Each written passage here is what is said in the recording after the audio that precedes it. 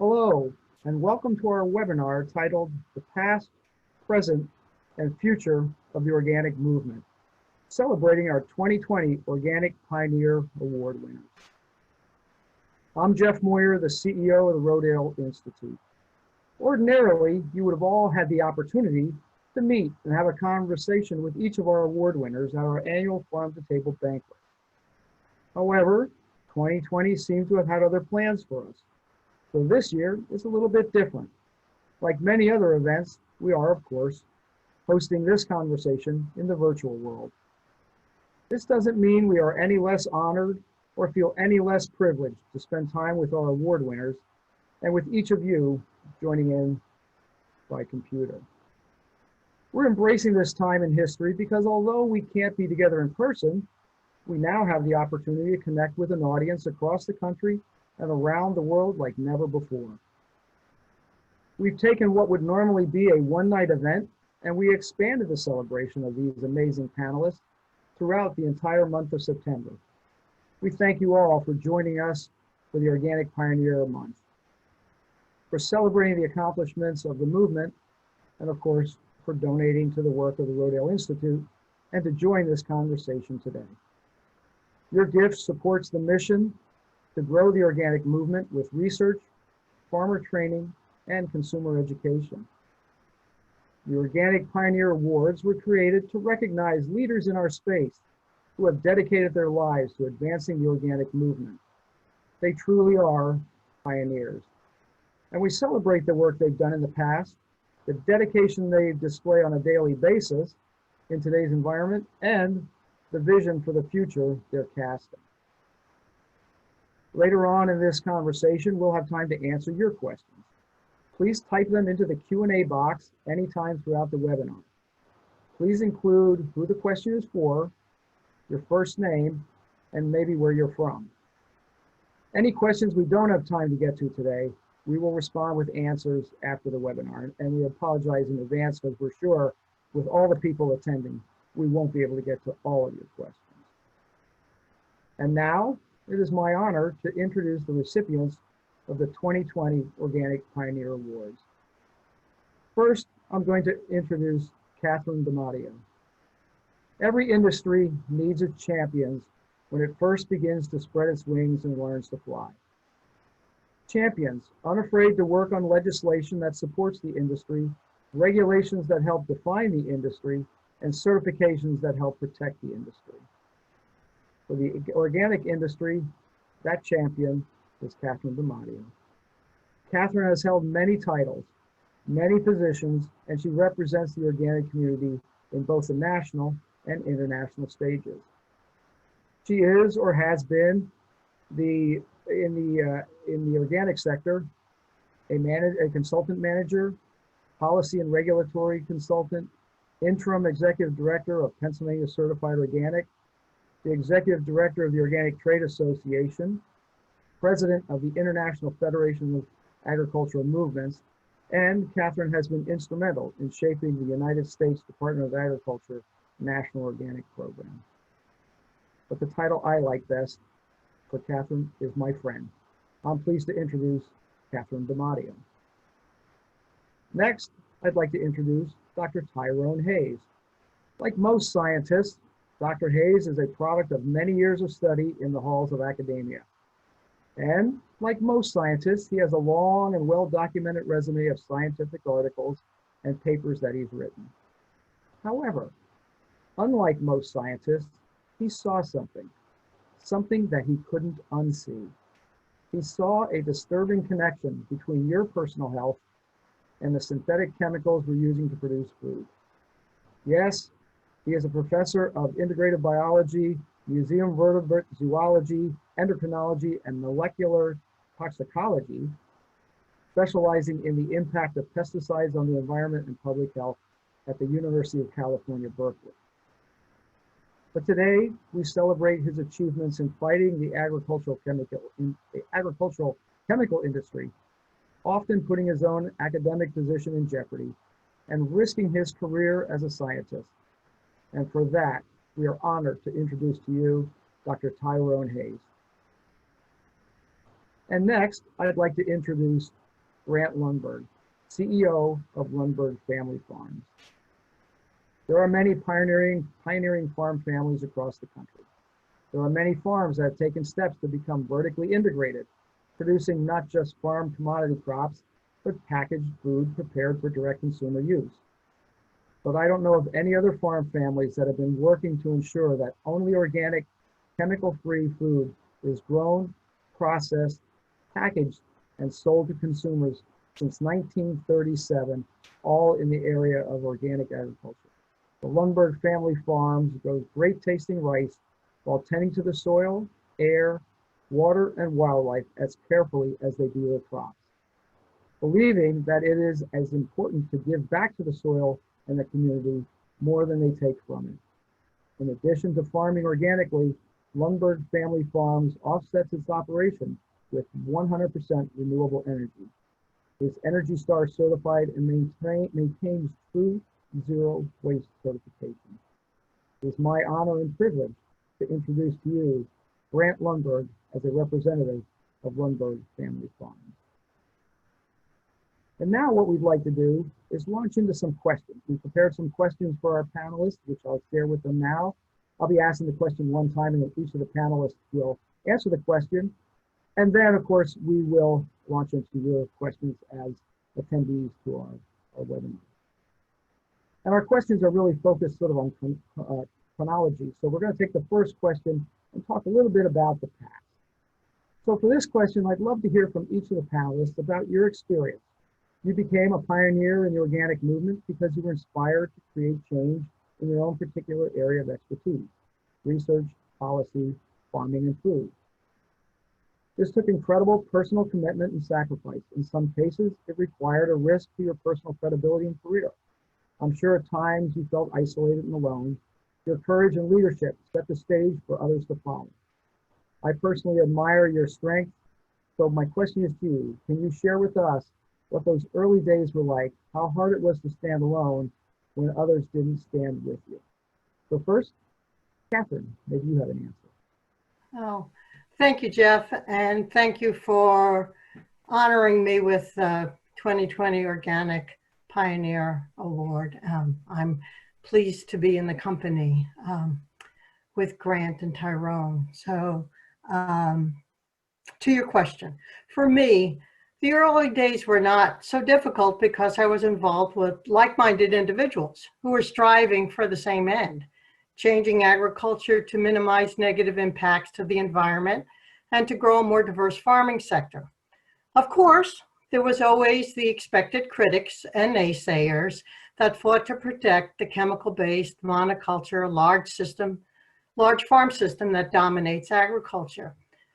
At the time, farmers often felt that those advocating for organic were launching personal attacks against them. This was emotionally tense for them and for us who were fighting for recognition of organic farming as a viable option. Within USDA and Congress, of course, there was intense opposition, but the coalition of farmers, businesses, consumer groups, environmental groups, public health organizations were key to overcoming those obstacles to achieve that Organic Foods Production Act of 1990. I believe that once the act positioned organic as a marketing claim, not an environmental or public health regulation, much of the opposition dropped away. In conversations about the organic regulations with trade associations that represented commodity groups and the agriculture sector, I was told that it was of no consequence to them if we wanted strict regulations. Organic was a niche. It was not perceived as a threat, competition, or even an opportunity to them at the time. So as the National Organic Standards Board met, it was the coalition of supporters that attended the meetings, that submitted comments, and that shaped the recommendations to USDA. Although outside criticism of organic farming still existed, it was the tension internally that was the most challenging. Myself and others stepped forward to mediate and facilitate between the farmers and business people, the environmental and consumer groups, and between all of us and the politicians and government agencies. Fortunately, our fragile coalition kept our differences inside the tent at that time. Later, after the regulations were implemented in 2002, the coalitions dissolved and our differences began to be aired in the public and have continued to do so, creating spin-offs, distrust among ourselves, and confusion in the marketplace and for consumers. Attacks to me personally and professionally from within our community were the most difficult. However, keeping in mind that there was more at stake than myself, one just kept keeping on. And so that's the way the past was for me.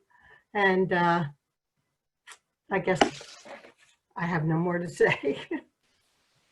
Thank you, Catherine. We all appreciate that series of comments. Tyrone, the same question to you. How has the past impacted your life, or what's your perspective on how we got to this point? Well, I think, first of all, I never knew, I'm sorry, I apologize, there's construction going on outside. I never thought of myself as an activist or an advocate. I just thought I was sensible. And I remember my earliest exposure was probably growing up in the 70s, where I was very concerned about the environment. I loved animals, I loved being outside. And at the time, you know, the bald eagle was in danger of going extinct, and alligators were in danger of going extinct. And a lot of the cause, in particular, focused on bird populations declining, was on pesticides, particularly DDT. And so I was very aware from a very young age, but I didn't think of myself as an activist. I just thought everybody should care about the environmental health and the animals and their own health and welfare. I accidentally got involved in my work with issues around organic farming and pesticides because I was hired early on in my career as a consultant to study a chemical called atrazine, which I had never heard of at the time. And, you know, my big worry going in, at the time we were studying developmental endocrinology and amphibians, so the role of hormones in amphibians, especially reproduction.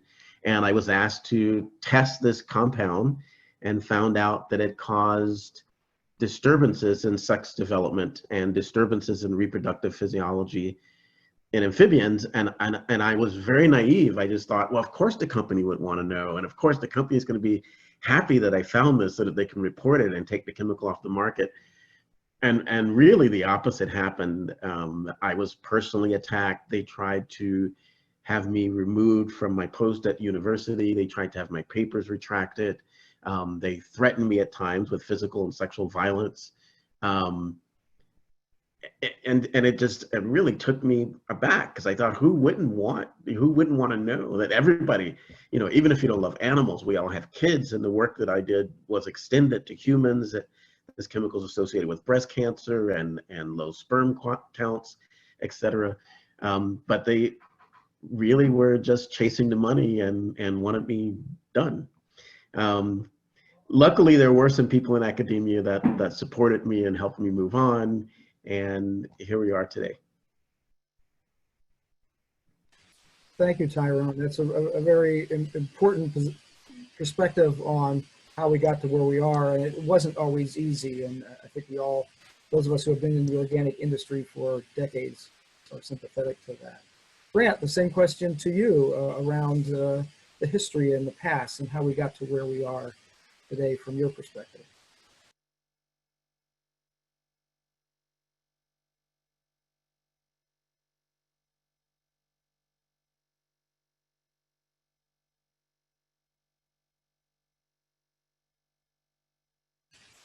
Grant, I hate to interrupt you, but I don't believe we're hearing you. I'm not sure why.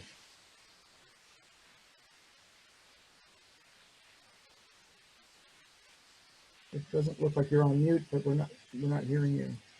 Okay. Now we hear you. Okay. Sorry. All right. Well, just sorry about that, but thank you, Jeff, for the recognition of the Lundberg family and for honoring us with the 2020 Organic Pioneer Award. and I'm honored to be here with Tyrone and Katherine representing that award. You know, I grew up on the farm, and I would just say that's in the broadest sense of the word. That really means, you know, I helped my dad farm. That meant irrigating the rice, running the equipment, bringing the crop in. But because, like you said, we are vertically integrated, that also meant going out to the stores, seeing that our product was merchandised well, attending trades shows to promote our organic short grain brown rice. My dad and mom and aunts and uncles all shared the idea that what we do on the farm to grow healthy food that is good for people and planet matters. You know, and the amazing thing that I reflect on now is that their way of farming and putting value on people and food was different from our neighbors. Many of our neighbors thought we were crazy growing brown rice without chemicals. They also thought we were out of our heads because we didn't burn the crop residue like they did. You know, my family followed their convictions, even when it was counter to their friends and neighbors. And this kind of dedication to values gave me the confidence to stand up for what I believe in. And I know that all my family believes this, and it really is what moves us forward together during difficult times and good times. Thank you, Jeff. Thank you, Grant. Thank you, Tyrone, and thank you, Katherine. Great perspectives on the industry and how we got here. I'm going to ask you a second question, and we'll do it the same way. I'll just ask the question once, and then hopefully you'll all be able to sort of formulate some answers as we go along. For the next question, I want to touch base on where we are today. Again, we would love to hear your unique perspective on the current climate of the regenerative organic movement, maybe how COVID-19 and the political climate in the U.S. or environmental concerns shed light on the food system, specifically the need to increase organic production. Maybe what barriers we face in the organic industry today as we're looking at our current state of affairs. Thank you. And Katherine, maybe you have some comments. Okay. Well, where to begin? COVID certainly has shined a light on the food system. There is more awareness that food doesn't just appear on the grocery shelf. Boom, there it is. That there's a long chain between the farm, the finished product, and the store, and that it can be interrupted anywhere along that chain. Deep understanding of the frailties of the food system, though, are probably not widespread, and that causes me to believe that when the current crisis is over, that this will all be forgotten. However, it is encouraging that direct sales from farms to consumers have increased, that regional distribution systems, including to the poor and underserved communities, have improved to a certain degree, and that backyard gardens and chickens have become very popular. They've been taken up by everyone inside cities and in the rural areas to a greater extent, as well as home cooking and canning, which right now, try to find a canning jar or a canning lid. That's a pretty impossible thing. It's replaced toilet paper as the most wanted commodity right now. This is all positive for organic and for local regional food systems and for increased awareness of what it takes to be a farmer. But I can only hope that it's long-lived and not a short-lived phenomenon. And among some sectors, climate change and long-term negative impacts of the environment have always been important and are still important. And there's a growing number of people who are seeing the importance of that. And this is also helpful for organic and regenerative organic, since we offer sound solutions for increasing biodiversity, sequestering carbon, and protecting air, water, farmers, farm workers, and communities around farms. This is an opportunity to promote our strengths, these strengths that I've just said, even at the state and federal levels. There are certainly more proposed laws that support climate-friendly agriculture and a wider base of supporters among lawmakers than I had experienced in the past. However, it takes time through government to enact change, as we know from the 12 years between the passage of the Organic Foods Production Act and the implementation of the regulations. You did ask about barriers, so I'll say a little bit about that. The usual barriers still exist. For customers, that's cost, availability or convenience, and understanding the organic label. For farmers, it's been confidence that organic practices will result in high yields, higher prices, and market demand. For processed product brands, ingredient supply and consumer demand are the barriers. Today, there's some additional challenges to the growth and demand for organic, in my opinion, and the proliferation of confusing claims and labels are one of those challenges. Conveying a holistic, system-based approach such as organic is not as easy to communicate or comprehend as sound bites like non-GMO and no pesticides. Of course, there are still the subsidies and supports that continue the current system of commodity production, integrated supply chain, mass production facilities, and distribution systems.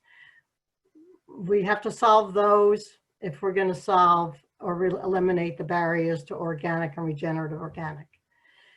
The newest concern for me is potential negative impacts of the new proposed National Organic Program rules that require more stringent oversight. These are needed and they're a great improvement, but they may result in higher certification and compliance costs, which could dissuade continuation of or transition to certified organic. As well, they may result in higher prices in the marketplace. Good for farmers, maybe not so good for the customers. So supply and demand barriers might increase. So some new concerns that I have right now about barriers. Thank you, Katherine. It sounds like we all have some work to do. Tyrone, same question to you about the current situation around organic and maybe something around barriers if you choose to. Well, thank you. One of the things that one of the reasons that I'm so honored about getting this award is that in academia, we so often do things that I think are for each other that don't really have an impact beyond the ivory tower. And in fact, one of the impediments to my involvement in the movement is we're often told as scientists, don't be an advocate, let the science speak for itself. And in some ways, you're sort of criticized if you're too active in the public.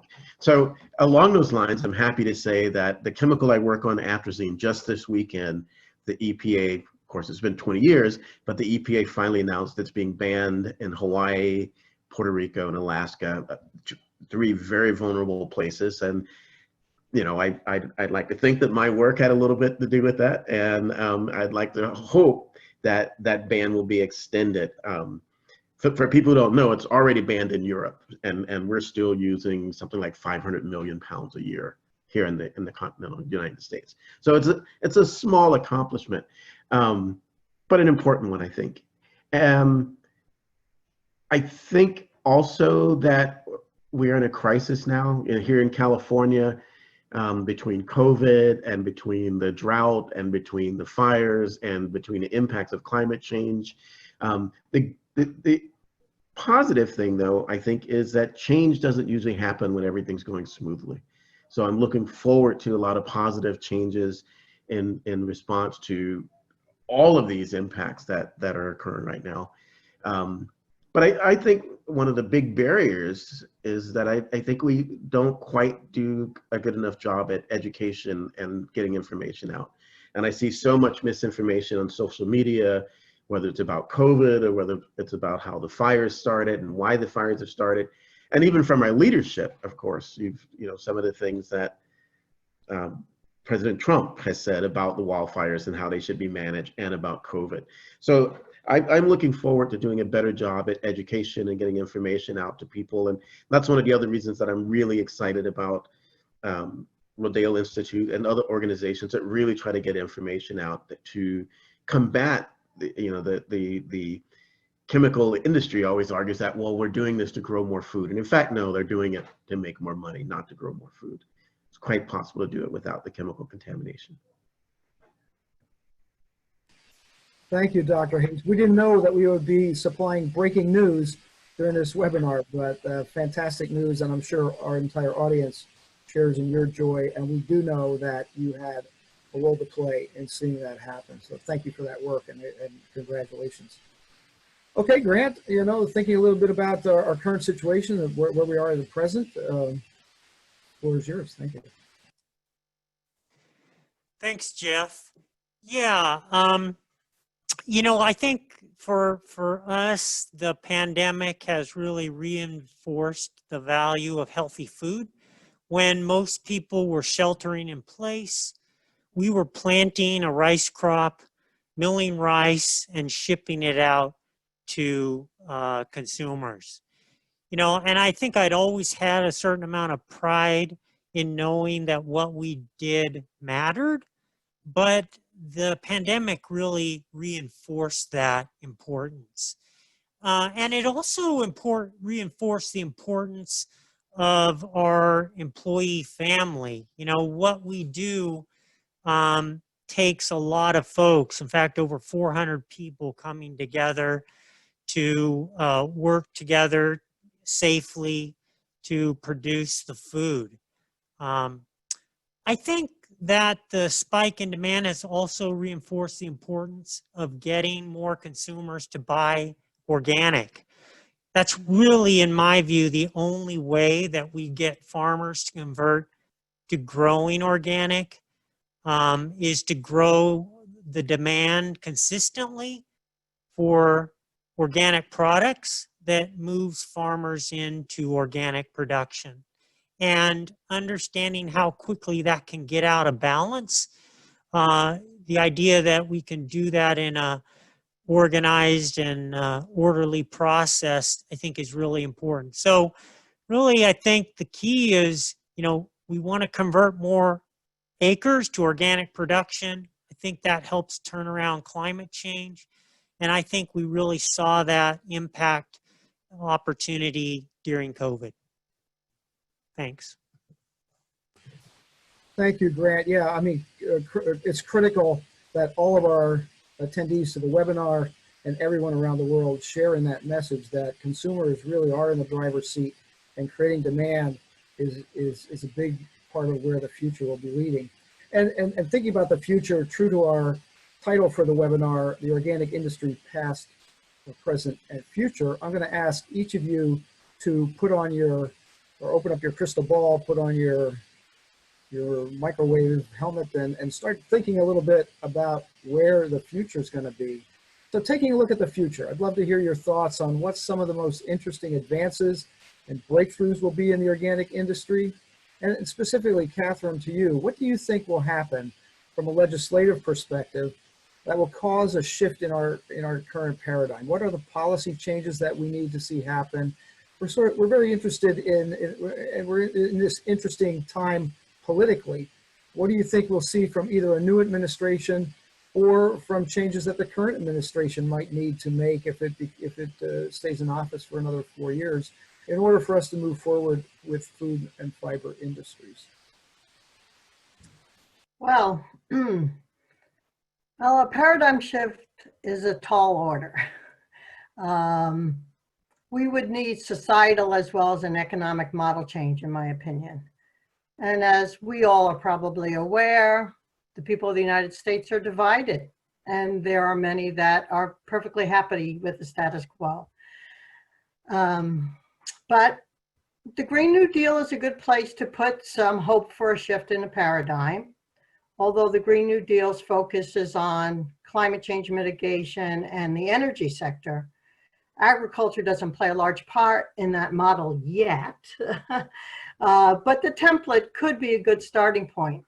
If we look to the European Union, the EU has a Green Deal and a farm to fork strategy that comes a lot closer to the shift that we need here in the US.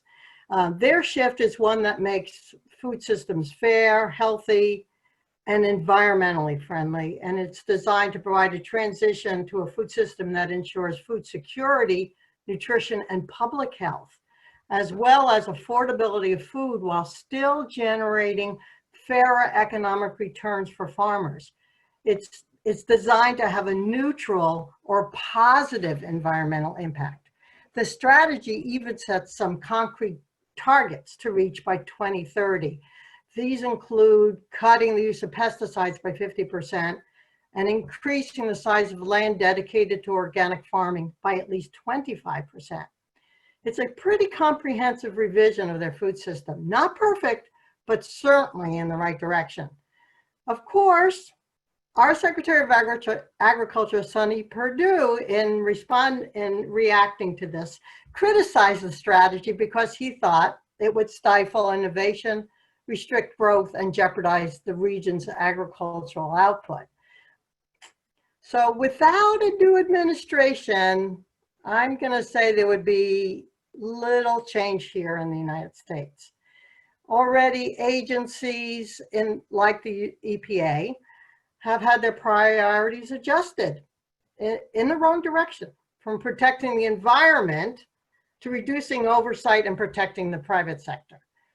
The Farm Services Agency has recently reduced the funds available for certification cost share. This was a decision based on budget priorities. NRCS, the Natural Resources Conservation Service, the Environmental Quality Incentives Program, and the Conservation Stewardship Program all could do more. It would be a simple thing if they just included organic and regenerative practices as identified as good farming practices. If you get that designation, you could break through the eligibility requirements for government funding and crop insurance that currently sustain non-organic, non-regenerative farming practices.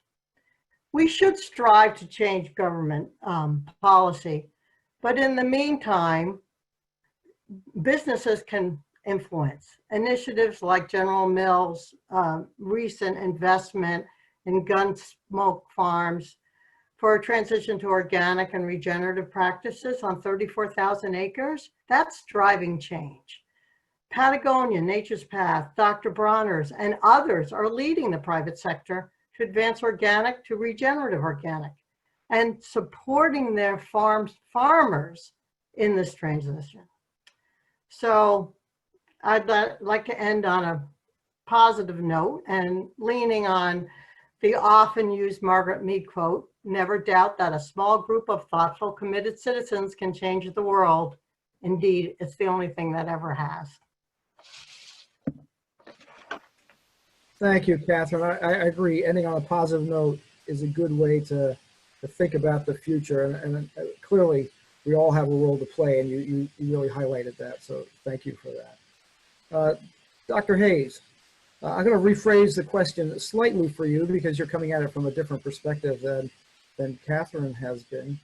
Here at Rodale Institute, we've been doing organic research for 70 years. And we know scientific research takes time. What have you seen in the pipeline of research that could be a game changer for organics, specifically when it comes to pesticides in our food system and our health and wellness? Right now, really a game changer, something that we're really starting to realize is the impact of chemical exposure across generations. So there are several scientists have published data showing that in subsequent generations that weren't exposed directly, you can still see health impacts. In humans, those translate to things like cancer, reduced fertility, and we see the same thing in amphibians. We now have a study that we're about to publish where across 6 generations, we see carryover of the effects of atrazine in reproductive development. In animals that haven't been exposed for 4 or 5 generations, we still see those effects. So we're finding that populations, and this should be, should have been obvious, but populations aren't static. So after multiple generations of exposure, you're actually changing the gene pool, if you will. So having big irreversible impacts. The other thing we're trying to study are the interactions between stressors. So how does climate change, the stress from climate change, interact with invasive new diseases and pesticides, and how do those interactions play out? But again, I think the biggest challenge for the future is really education and really getting the word out and making sure that everybody's informed. And that includes at the university level doing better at diversity, equity, and inclusion, and getting people from low income and immigrants and first generation and people of all colors involved in academics and getting them educated. Great, thank you, Dr. Hayes. Appreciate that view from your seat in academia. Now we're going to change things up a little bit because we're getting quite a few questions from our listeners, and so I'm just going to take these randomly as they're handed to me, and I'm just going to read them off of the card. This question is for Grant, and the question is: I recently read Lundberg is working with universities on research related to organic farming. Can you tell me more about that work? Yeah, we've partnered up with a couple of institutions, with the UC Cooperative Extension, UC Davis. We've looked at kind of nitrogen uptake in different organic production methods and what's kind of the best way to deliver that. We've also worked with Washington State University on organic quinoa production, and that's been really valuable for us. So really kind of a number of different areas. It's a great opportunity for us to kind of partner with the institutions. We also did quite a bit of work on kind of specialty bean production for organic type practices, and that was also through UC Davis. So those are a couple of the different partnerings that we've done in the past few years. Thank you, Grant. Having been a farm manager for most of my life, I'm sure you're challenging your team in the field when they're conducting that work. At the same time, they're trying to boost productivity across the landscape. Congratulations to you and your team for making that extra effort. Dr. Hayes, this question is for you. What advice do you give your current students who are the future researchers about carrying the torch of research efforts that you're conducting to move forward? That's a hard one. So I mean, of course, I've been through a lot. For 2 decades, I was pursued by the chemical industry. They're a bit quiet now. I think one of the advantages that I had was I was protected by tenure. So there are times when you may need to wait to speak up until you're protected. I had a colleague at the university who was not protected when he got into a battle with the same company. They were Novartis at the time, and then had a severely negative impact on his career because he didn't have that protection. I think also the other issue with me is that I was very naive when I got involved in the contract, and I think that students should maybe have some consultant or maybe have someone advise them before they sign on the dotted line. I gave a lot of power over the data to the company when I first started working with them, and I would do that differently if I were doing that today. Thank you for that advice to all future students, not just yours, but others around the world that are interested in making a difference. Grant, I must apologize to you. I was just informed that the third question that we were asking our panelists, I forgot to ask you for your perspective. And so we're going to go back just a little bit here in time since we're doing things chronologically. And I'm going to ask you the same question about your perspective on the future of the organic industry, if you don't mind. And I'm gonna preface it a little bit differently. Just asking you, like, what role do consumers play in impacting the future? We heard a little bit from Katherine about consumer voice, but where does the conversation start? And how can we improve our ability to tell the stories of hope, listen, and act? Yeah, that's a that's a great question. Thanks for circling back, Jeff. And I think the pandemic for us showed, increased demand really pushes supply, and that's what really leads to expanding the organic way in a certain sense. So the consumer's decision at the grocery store is, I think we believe, is the most important driver of the industry's growth. And as an industry, I think we need to continue to build that relationship for people with organic, and winning over more consumers, as I said, is what's going to drive more acreage going organic and keep that equation in balance between supply and demand. It's challenging to do.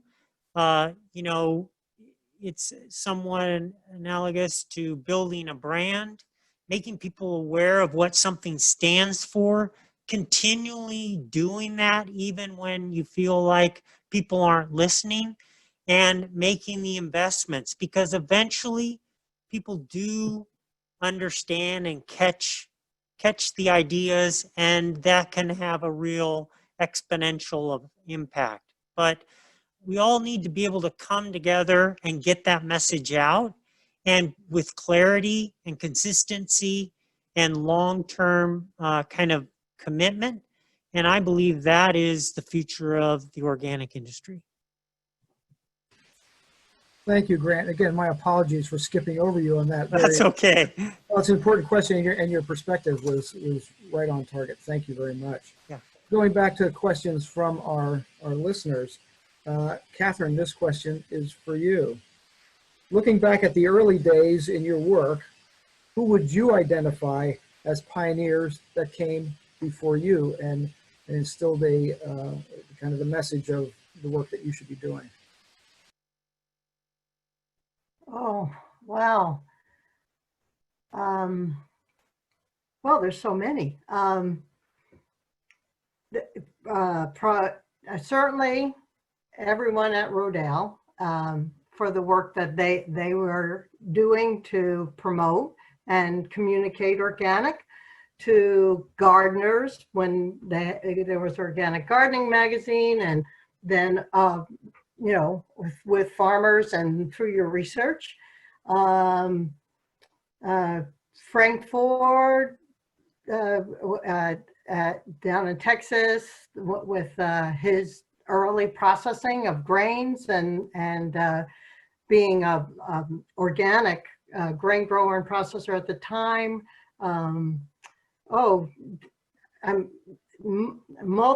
Fred Kirschenman and his work in North Dakota and with beans and grains and crop rotations. Certainly in the political sphere, Kathleen Merrigan, who we must, admire for her work inside the government to really put that organic on their agenda for the Organic Foods Production Act. And then to later sit on the National Organic Standards Board and to work at USDA as the, within the National Organic Program and get the regulation out. And then later to be Undersecretary of Agriculture. So, politically, she's my hero.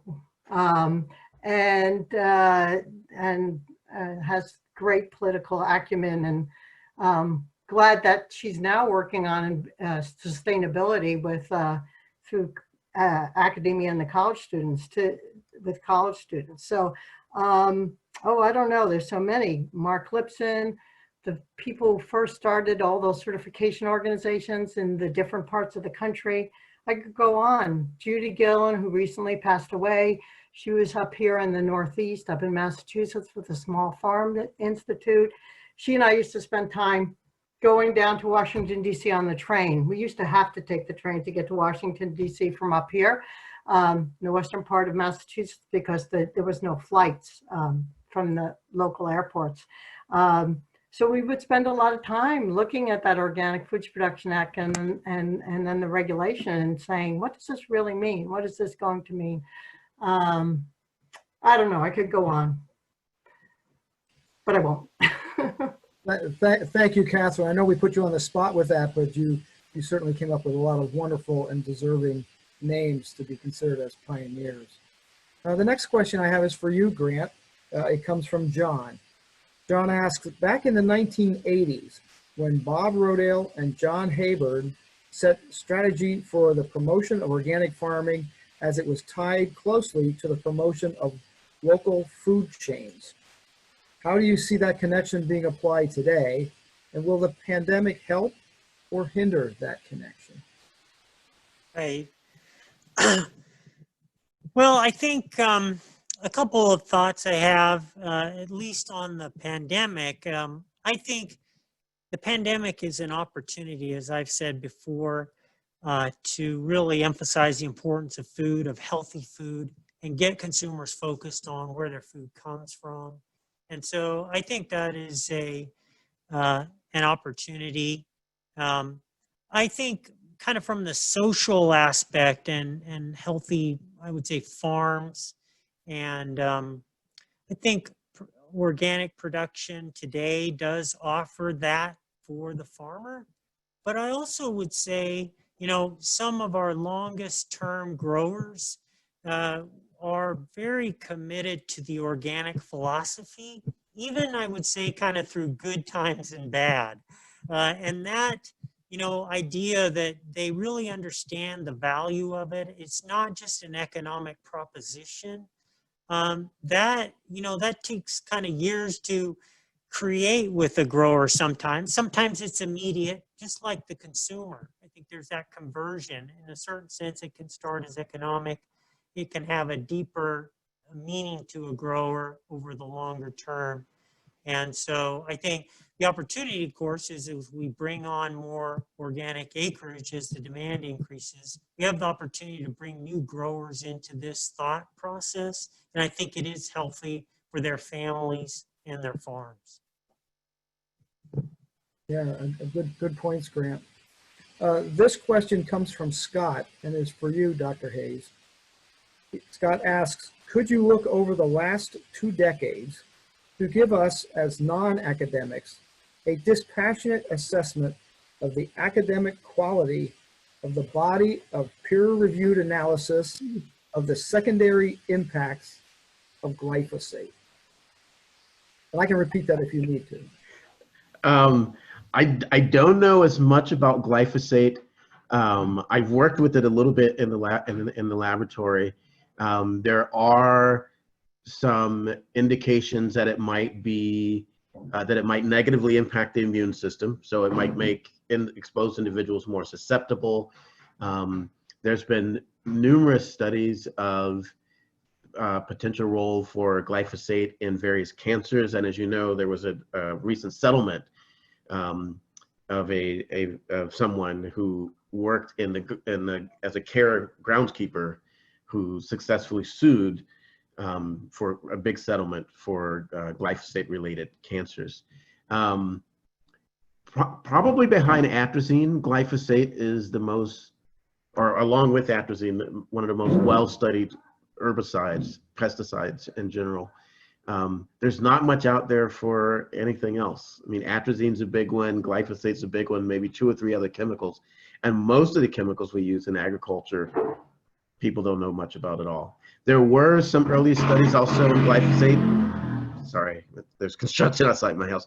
There were some earlier studies in amphibians, and it turns out that some of the other, quote, inert ingredients that are mixed with glyphosate in Roundup may be as problematic as glyphosate itself. And that's also complicated by the fact that the formula that's used in the US is different from the formula that's used in Australia. And so if you're using the commercial mixture, you might not even be testing the same compound, and that's generated some confusion. So I hope that answers the question. Well, thank you. It certainly answered it better than anyone else on our panel could have. The last question comes from Hannah, and is to anyone who chooses to want to answer the question. And the question Hannah poses is, what do you see as being key to sustaining the the newfound energy consumers have around organic during the pandemic, if and when buying habits return to quote unquote normal. And I open that up to anyone who wants to jump in. And if you don't jump in, I will pick on you. Again, I think, oh, sorry. No, go ahead, Tyrone. I want to say, I think that really getting information out and informing people is critically important, whether it's, Grant's discussion of the consumers. If they're more informed and more educated, then they will make the proper consumer decisions that would support the organic movement. But I have the biggest fear. I remember when I first moved to California and there was a drought and all the restaurants had a little sign that said, "We will only provide water if we ask." And then as soon as there's water, as soon as the drought's gone, we go back to the usual. And I'm really hoping that we don't go back to the usual after the pandemic and the other crises are over here in California and around the world. Yeah, I'll jump in and add to that. And I think that question was from Hannah at PASA. So PASA, of course, Hannah, you have a big role to play. Your organization, as well as Rodale and the other organizations that are out there working all the time to bring community together and to work between the farm and the customer, between the public and the people who are working on the food and fiber sector. That's where that education, where that communication has to stay, as well as I think if politically we could be successful, I think, at the state and local levels to keep in front of those decision makers how beneficial the local organic and direct from farmers market and opening access to within communities to fresh product was during this COVID, is to kind of remember those lessons for everybody and to continue to tell everybody about the benefits that were derived from them and how that can continue to be shared, even if you're back to purchasing, say, from a store as opposed from the farmer's market, and continuing to support sustainable organic and regenerative organic. Thank you, Katherine. Grant, you might as well jump in as well, and I'm sure you have some comments. Yeah, Tyrone and Katherine have covered it well, and I spoke to it earlier. But I do think, having a consistent kind of message that's simple for people to understand, that makes sense, and that we're getting that out to everyone. People, I think it's important. They think it's important where their food comes from, but they also have a lot of other challenges now and in the future. And so we've got to make it really accessible and easy to understand and really omnipresent. And this is the time to do it. Thank you, Grant, and thank you all of our award winners this year for allowing us to put you on the spot and ask you those pointed questions. So as we begin to wrap things up for our webinar, we've certainly heard some great comments from this year's award recipients on the past, the current state of the regenerative organic industry, and how it's evolving to help shape our future. We are all on a journey, a healing journey that leads from improved soil around the globe to a world where people and the planet are healthier than they are today. If there is anything good in our current pandemic, if COVID has shown us anything, it has shown us and pointed out the frailties of many of our systems, including our healthcare system and our food production, processing, and distribution systems.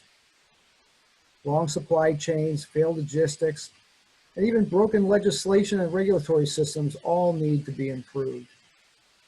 We know that based on research from other organizations on the pandemic, 77% of people say that their personal health is now more important to them today than it wasn't just in 2019. And 67% of people say that environmental health is more important today than it was to them in 2019. That has led to growth in sales of the organic food and fiber industry. And according to the Organic Trade Association, organic sales are up 20%. Now, experts say this growing demand for organic, regenerative, and regenerative organic products is here to stay. Through our research, time and again, Rodale Institute has proven that healthy people and a healthier planet starts with healthy soil. We need your continued support to meet our goals of growing organic acreage from the current level of around 1% in the United States to all farmland, in order to meet the growing needs we have for organic food and to support our shared vision of the future. We ask you to cast your vision for the future in with ours. Here at Rodale Institute, we're investing in that future. In 2021, our consultancy will be helping farmers transition to organic. We're developing an online education platform for farmers to be able to access our research and training from their own farms throughout the world. We have expanded our own growth beyond Pennsylvania to multiple campuses. We now have a research campus in Georgia. We have one in Iowa. We have one in California. And we will continue to grow and see growth in research and training. The work that we do today would not have been possible without your support. We are grateful to you for that support and for joining us on the journey as we value the work that you do to carry on these conversations with your friends, your family, and in your communities.